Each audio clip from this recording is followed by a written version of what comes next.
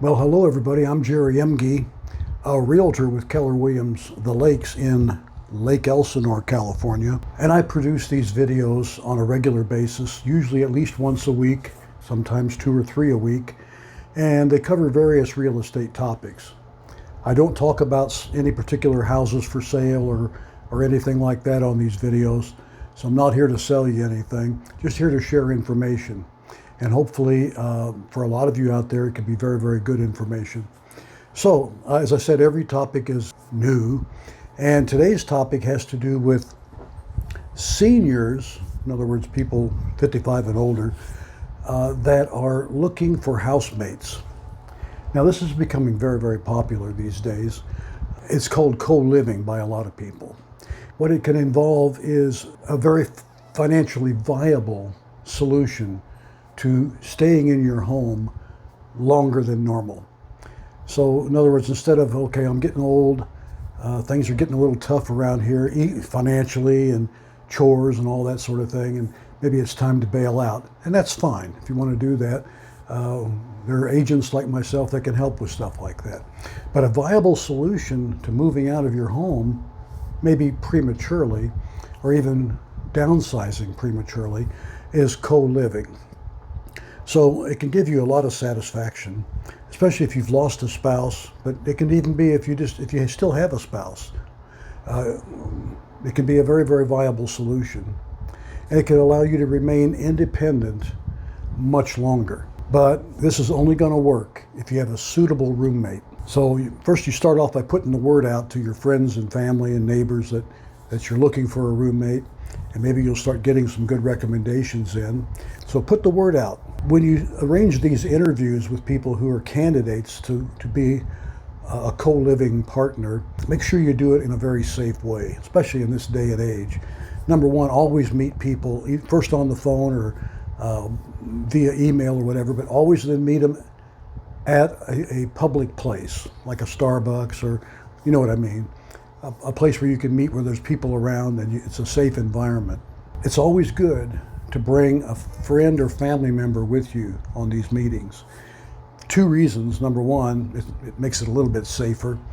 Number 2, you get their input from the candidate you're interviewing. And number 3, you want that candidate to be familiar with them and you. The reason is, at some point, you're going to want to invite them to the house. And you make sure you have that friend with you there because they're already comfortable knowing that person, and it'll just be a lot more pleasant experience. So have a friend, a family member or a friend accompany you on these initial meetings and the meetings at your house. You want to not only get to know them, you want to find out the compatibilities that you might have with them. And this is regardless of what age they are. They might be your age or a little older, or they might be much younger. They might be a college student. So in any event, you want to find out what your compatibilities are and what your differences are. You want to know what their personal preferences are. Maybe they prefer things that you can't stand. So you got to get that all up front and find out what's going on. Maybe they like a dog or a cat, or maybe you have a dog or a cat. But in any event, that has to be discussed up front. They may have allergies to something in your house or some animal that you might have. So make sure that's all done up front. You'll definitely want to do a credit check on whoever it is. You don't want to be blindsided by somebody that really doesn't have the money to pay their fair share, whatever you agree that to be. Personally, I would go a step further and do a background check. Always good to know what you're dealing with.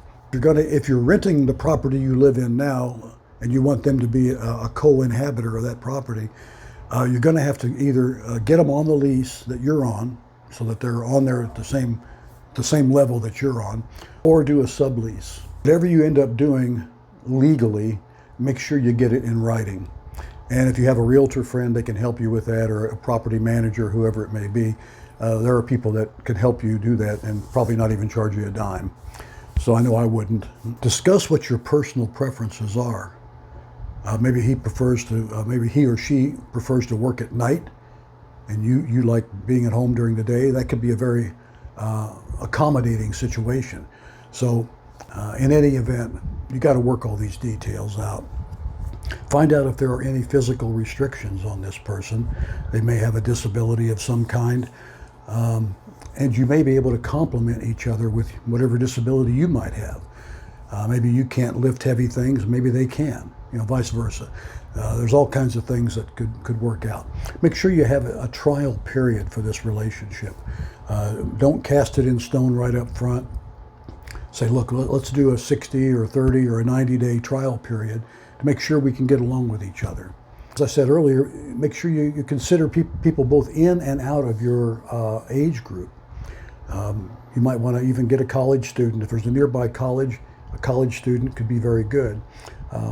They like it nice and quiet usually when they're studying. So if they study at home, that could work out very good if you like peace and quiet. You may be able to trade some services with that college student where maybe they can do certain chores around the house and you provide meals for them. That's another possibility. You get my drift. You could find all kinds of things to make this work. But don't force it. It has to be kind of a natural thing. Picking the right roommate can make a lot of things very, very delightful. This season of your life could be very, very pleasant if you have the right roommate. Seek to enjoy those things that you have in common. Maybe you both like football, or you both like going to the movies. There's a lot of things you might find very enjoyable together. To learn to appreciate some of the differences you may have. One of you may have one political persuasion and the other another. As long as that doesn't lead to arguments, it's okay.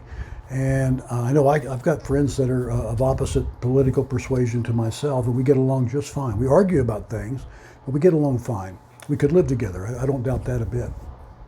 So anyway, that's really all I wanted to talk about on this video.